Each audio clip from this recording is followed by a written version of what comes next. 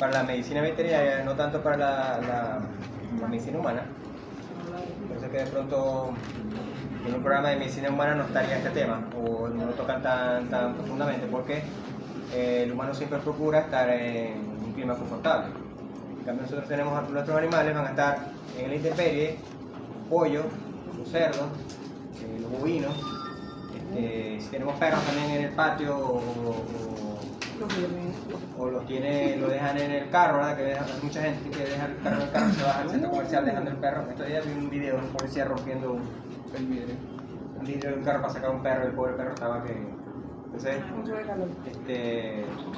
regulación, porque ustedes deben tomar conciencia de no solamente la salud del animal, sino su confort, sobre todo los animales de producción, porque un animal que esté en confort, está confortable, está adaptado al clima donde está, produce más eficientemente.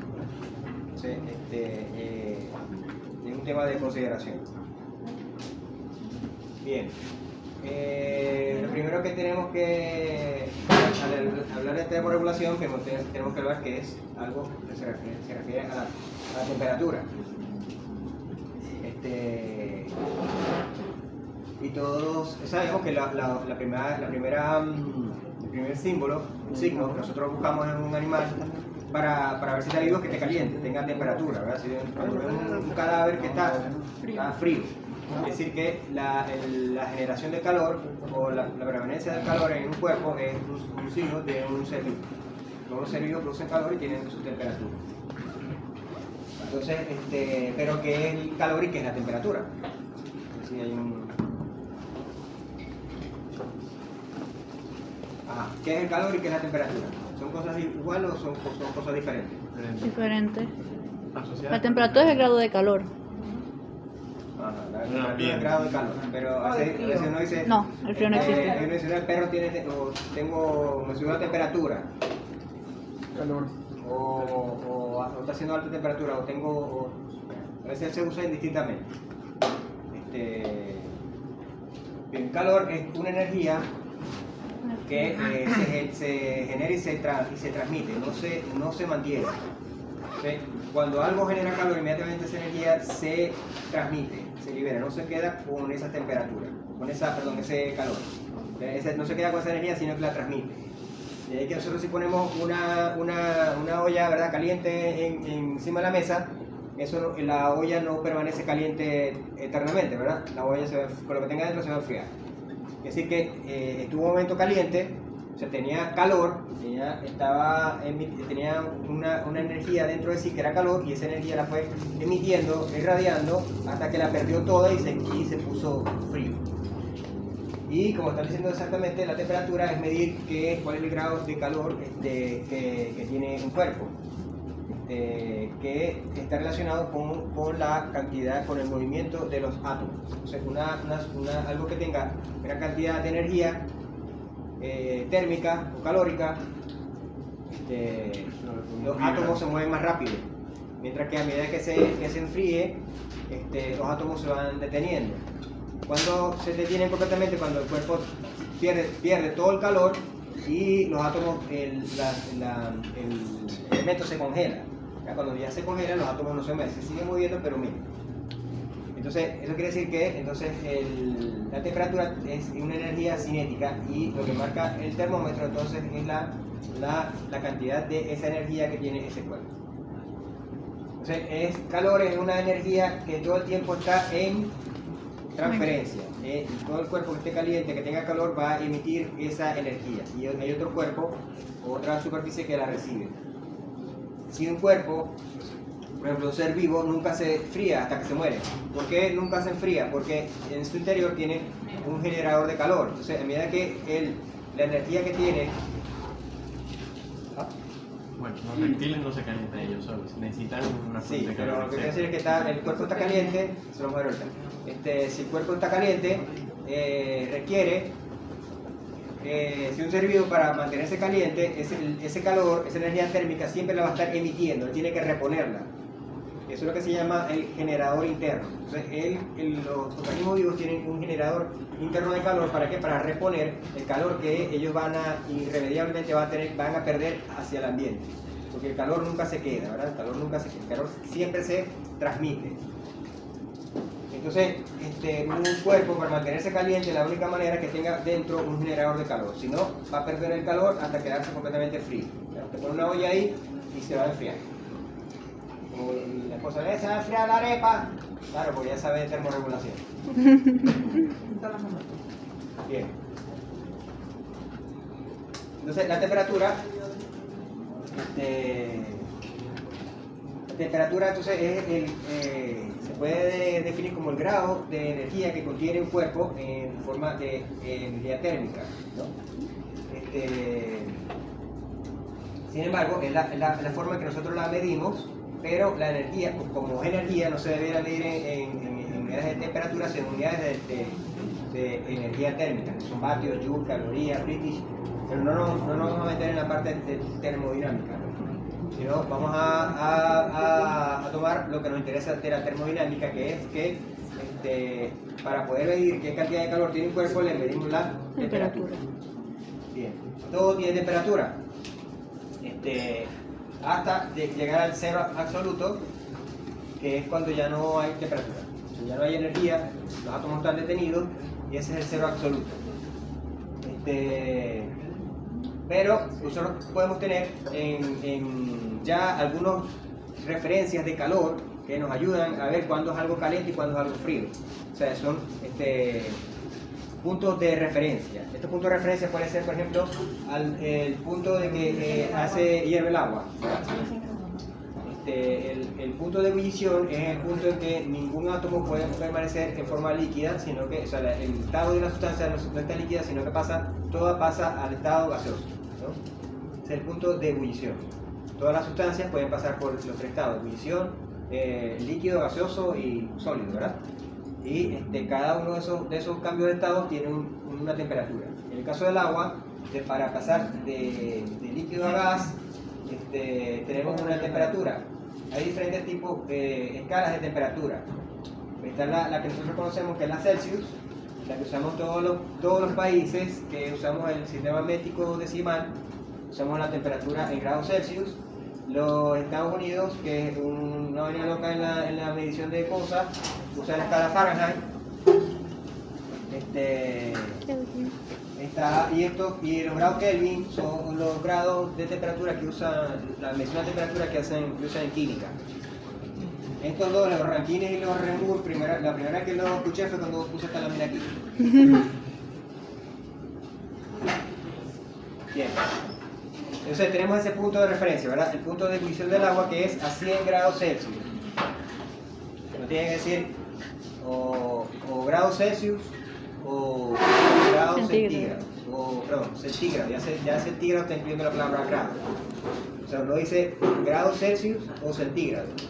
100 centígrados. 100 centígrados. O sea que uno está acostumbrado a decir, no, tiene 100 grados centígrados. Está haciendo la redundancia. La redundancia.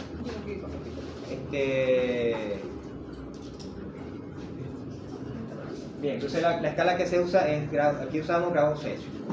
Que se va para Estados Unidos y emigra para Estados Unidos, tiene que aprenderse la Fahrenheit. Y a mi hermana no me dice, no, si ella estaba haciendo 40, o 40 no, 80 y pico. ¿Cuánto?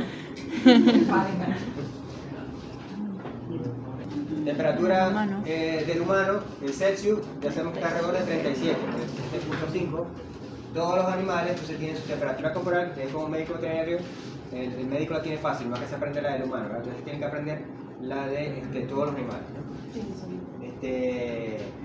La congelación del agua ocurre a 0 grados Celsius, ¿verdad?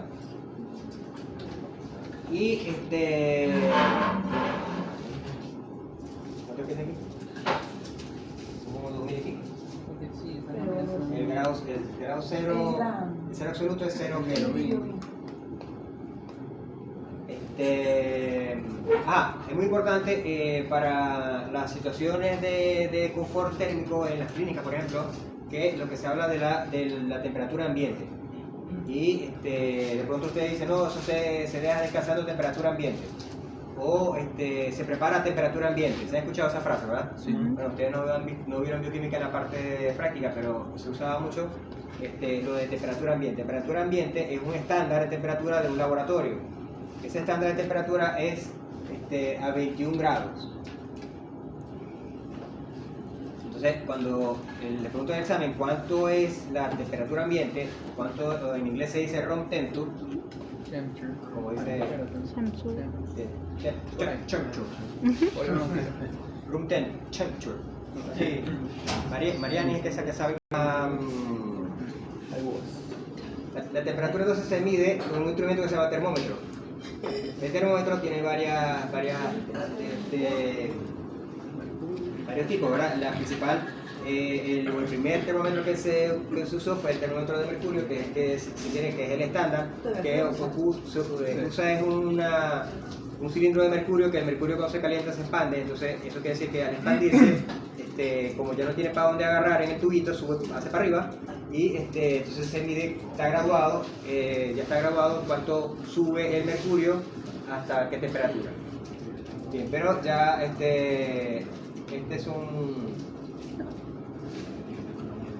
tenemos que es electrónico, ya no usa mercurio sino simplemente por infrarrojo. Ve cuánta emisión de infrarrojo tiene una superficie. Y el problema de medir la temperatura ambiental es que la temperatura ambiental está afectada por la radiación solar. O sea, aparte de que el aire tiene una temperatura, la radiación solar hace que se caliente más el termómetro. Entonces, para poder medir la temperatura ambiental correctamente, tiene que estar el termómetro en un bulbo que evite la radiación solar, para que la radiación solar no lo caliente, sino que mida solamente la temperatura que hay en el aire. Este termómetro se llama termómetro de bulbo negro. Sirve para medir la temperatura del aire sin que afecte la radiación solar. Esto es el que usaba mi abuela, el termómetro ambiental de mercurio. Bien, ¿qué pasa con la temperatura y la vida?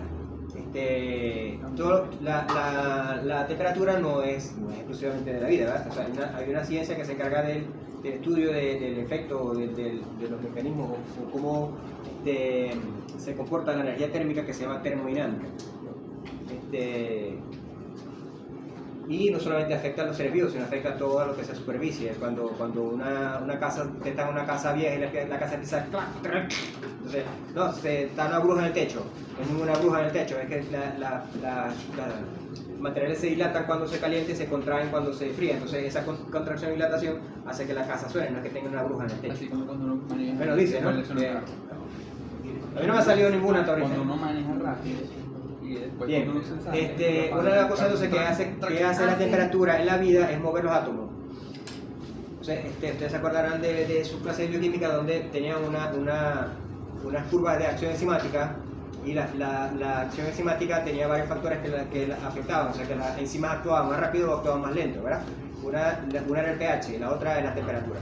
Entonces, las enzimas tienen un rango de acción, porque la temperatura hace que se modifique la configuración química de la sustancia, ¿no?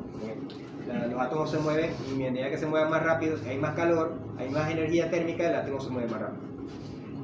Y entonces las enzimas tienen un rango de temperatura donde actuar. Si la temperatura está por encima o por debajo de ese rango, las enzimas se detienen. Todo lo que es de la vida requiere la acción enzimática. Es decir que para que la vida permanezca, tiene que permanecer, o sea, haya vida, o sea, mantenga la vida, tiene que establecerse un rango de temperatura donde las enzimas pueden actuar, ¿no? Ocurran todas las acciones, las actividades metabólicas. Por eso que es importante para nosotros mantener una temperatura, un rango de temperatura estable, de manera que la vida, que las reacciones enzimáticas que determinan la vida tengan una actividad normal. Desde ese punto de vista, los animales deberían de mantener una temperatura para poder mantener su actividad enzimática. Desde ese punto de vista tenemos dos tipos de animales. Los animales que pueden mantener su temperatura interna a través de un generador, tienen su generador interno de calor, y su cuerpo se mantiene caliente en función de ese generador interno. Por eso se llama homeotermo, mantiene su temperatura corporal constante porque tienen un propio generador. ¿Cuál es ese generador? Las actividades, por ejemplo, las actividades musculares, el latido del corazón, las actividades metabólicas de consumo de energía, de ATP, la digestión, todas esas actividades enzimáticas generan calor, liberan energía térmica, y esa energía térmica mantiene el cuerpo a una temperatura. Los poiquilotermos no es que no hagan eso, también lo tienen, sin embargo que no son, las magnitudes de esas reacciones no son tan grandes y por lo tanto no dan para calentar el cuerpo tan rápido. Entonces lo que hacen estos animales es que toman la temperatura del ambiente para calentarse más rápido. O sea, ustedes ven la iguanita, se pone en el sol en la mañana para calentarse y aumentar su temperatura, y en ese momento que las reacciones enzimáticas toman su velocidad normal. Todo lo que sea reptil, algunos peces también son poiquilotermos, o sea, usan la temperatura del ambiente. Esto quiere decir que estas especies no pueden vivir en climas muy extremos. Claro, hay de pronto reptiles en el desierto, porque el calor no está un problema, el problema es el frío. Ellos no se pueden calentar si hay mucho frío. O sea, hay cierto nivel, por ejemplo, no van a encontrar reptiles después de cierto nivel de latitud, ¿no? Bueno, en los polos no hay reptiles. Ni reptiles ni insectos. Y eso es porque no pueden regular su temperatura. En cambio, van a encontrar ballenas, van a encontrar pingüinos, focas, osos polares. Esos son animales que pueden regular su temperatura, o sea, pueden mantener su temperatura constante a pesar del ambiente y por eso pueden sobrevivir en esos climas. Entonces tenemos dos tipos de animales, los homeotermos. Obviamente los poiquilotermos son peces silvestres, no son de consumo ni de... no son mascotas, tampoco son mascotas tradicionales, y el que quiera estudiar este tipo de animales tiene que empezar por estudiar los poiquilotermos, cómo regular su temperatura. Bien. Hablando de temperatura, la temperatura de un cuerpo de un animal, de un ser humano, hay áreas que son críticas, que esas áreas son las que tienen que mantener la temperatura estable. ¿Dónde están esas áreas? Donde están los órganos vitales. Donde está el cerebro, donde está el corazón, donde están los pulmones, el aparato digestivo. Esas zonas son críticas. Ya la piel, ya los músculos no son tan críticas para la supervivencia, y ese control de temperatura no es tan importante.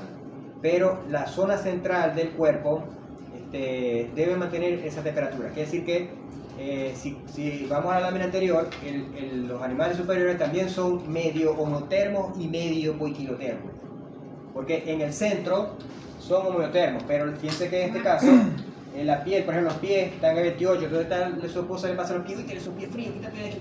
¿Por qué? Porque la piel, los apéndices no son tan importantes, pueden mantener una pérdida de calor con el ambiente, ¿no? Entonces, por lo tanto, lo importante en un homeotermo es la temperatura central, que se llama temperatura del núcleo. Eso es lo que va a mantener constante. Que si las piernas o los brazos están por debajo un poquito de la temperatura del núcleo, pues es normal, ¿no? Si una persona, por ejemplo, está haciendo ejercicio, se calienta todo y toda la temperatura de su cuerpo se iguala a la del núcleo, pero tampoco sobrepasa la del núcleo. O sea, el núcleo siempre está pendiente de que tampoco se sobrecaliente. Vamos a ver. A eso lo vamos a ver al final, si es que... Entonces, lo importante es mantener la temperatura, esta temperatura del núcleo, se llama temperatura central del núcleo, central o profunda. Estas tres maneras las pueden encontrar, en lo que les gusta leer, van a encontrar esas tres maneras, ¿no? Que es la que se debe mantener constante. ¿Cómo la detectamos? Si ustedes ven la aparatico ese de ver la temperatura en el que ponen en las tiendas antes cuando había COVID, ¿verdad? Que ponían la temperatura una vaina aquí en la frente. Que me están leyendo la mente, no sé qué, me están inyectando. Esa temperatura marca 36, 35 a veces. ¿Por qué? Porque no es la temperatura del núcleo, es la temperatura de la piel. O sea, la temperatura del núcleo solamente se puede medir a través del termómetro rectal, por eso que se usa el termómetro rectal. El termómetro rectal es la mejor temperatura porque es la que está directamente midiendo la temperatura del núcleo. La boca tampoco es tan eficiente, o porque se mete por aquí, pero la rectal directamente mide la temperatura del núcleo, por eso es la más eficiente. Esta no sirve. Pero aquí está la tabla de las temperaturas de todos los animales. Como les dije, ustedes tienen que aprendérselas todas porque son... hay especies que tienen temperatura más baja, pero fíjense que el equino está en 37, el bovino 38. Hay unos que las aves con 41 son animales que tienen su temperatura normal, es por encima de 40 grados y es normal. Bien, si un animal, este sería su rango o el rango normal de temperatura. ¿Ya? Por eso es lo que se llamaba en la primera clase, llamamos el rango normal. Vamos a tomar el de canino grande, 38.6 sería la temperatura promedio y el rango va de 37.4 a 39. Si la temperatura del núcleo está por debajo de estos, el cuerpo se está enfriando, es lo que llamamos la hipotermia. La hipotermia es en el caso que la temperatura del núcleo está por debajo del rango inferior. Y hipertermia pasa lo contrario, cuando la temperatura del núcleo sobrepasa el límite superior. En ambos casos es perjudicial. Primero, por encima empieza la desnaturalización de proteínas. O sea, hay proteínas que se empiezan a desnaturalizar, pierden su forma, su constitución, y por ejemplo las proteínas del aparato el sistema nervioso central son muy sensibles al calor y pueden empezar a producir síntomas nerviosos como convulsiones. Y por debajo de la hipotermia, lo que produce es que detiene todas las actividades metabólicas, las enlentece y el animal va poco a poco enlenteciéndose hasta que el animal pierde la vida por hipotermia. Pero entonces en ambos casos puede llegar al límite extremo, puede provocar la muerte del animal. Tanto la hipotermia como la hipertermia. Se murió el de titanio, ¿verdad? Okay. Ahora hablando del balance térmico. El balance térmico es la reacción, es una ecuación, o es la forma de medir qué está ocurriendo en la transferencia de calor. Como le estoy diciendo al principio, el calor es una energía que no se permanece, siempre está en transferencia. Como otra vez el ejemplo, ustedes ponen una olla, ahora la arepa encima de la mesa y nadie se la come, la arepa no va a estar caliente eternamente, ¿verdad? La arepa se va a enfriar. ¿Por qué? Porque la temperatura térmica, la energía térmica que tenía la arepa, la transmitió al ambiente y entonces quiere decir que hubo una transferencia de energía. Esa transferencia de energía se mide. Hay instrumentos, hay ecuaciones, todo ese cuento de la termodinámica. En este momento no nos interesa. Lo que nos interesa conocer es que hay la reacción para que ocurra esa transferencia de energía de calor, tiene que haber un cuerpo frío y un cuerpo caliente. O sea, quiere decir que hay un cuerpo caliente con una energía térmica que medimos en temperatura y a su lado hay un cuerpo que tiene una temperatura inferior, tiene un nivel térmico inferior, o sea, tiene una temperatura inferior. ¿Hacia dónde va la temperatura? La transferencia de energía calórica. La temperatura no es eso. Donde hay más o menos. ¿Hacia dónde ocurre la transferencia de energía calórica de un cuerpo caliente al cuerpo frío? O un cuerpo que está más caliente al que esté menos caliente. Siempre ocurre así, ¿no? No es que la mesa fría va a calentar, va a enfriar la arepa, sino que la arepa calienta la mesa, ¿no? O sea, la transferencia ocurre del cuerpo caliente hacia el cuerpo frío. Tiene que haber esa diferencia. Si este cuerpo está a la misma temperatura, esta transferencia de calor no ocurre. O sea que lo primero que tenemos que ver en el balance, en la ecuación térmica, es que solamente ocurre cuando hay un gradiente. ¿Verdad? ¿Qué es un gradiente? El gradiente es cuando algo está más alto y otro está más bajo, ¿verdad? Como el tobogán. Hay un gradiente de altura, el carajito se tira por el tobogán. Sí, pero si toma un tobogán así recto, el carajito no tiene que ir así empujándose, ¿verdad? Porque no va a ir de un sitio a otro porque no hay un gradiente de altura. Entonces igual la temperatura para poder ocurrir tiene que haber un gradiente de un cuerpo que esté con una energía calórica mayor que otro que tenga menor. Bien, cuando los dos cuerpos, ¿hasta dónde ocurre esa transferencia? Hasta que este cuerpo pierde esa energía calórica, quiere decir que su temperatura va a ir disminuyendo y este va a recibir esa energía calórica, quiere decir que su temperatura va a ir subiendo. ¿Hasta dónde ocurre esa transferencia? Hasta que los dos cuerpos tienen la misma temperatura, o sea, se equilibró la temperatura, ya no hay transferencia de calor porque ya se perdió el gradiente. Entonces, para ver qué es la transferencia de calor, tiene que haber un gradiente. Y el gradiente de calor, la transferencia de calor ocurre solamente hasta que los cuerpos se equilibran.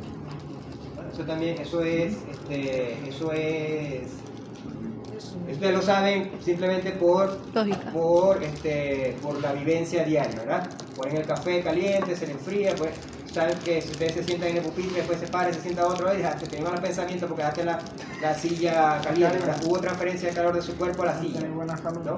Entonces, sí, buenas tardes.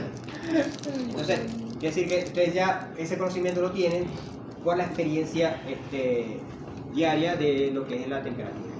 Profe, un buen ejemplo también es el tema de los aires acondicionados en los cuartos, ¿no? Que por lo general cuando uno abre la puerta y cierra la puerta es que se va a salir el aire y no es que se sale, es que el aire caliente entra Exactamente. hasta que se empareja. No es que algo se enfría, es que algo Pierde calor. pierde calor.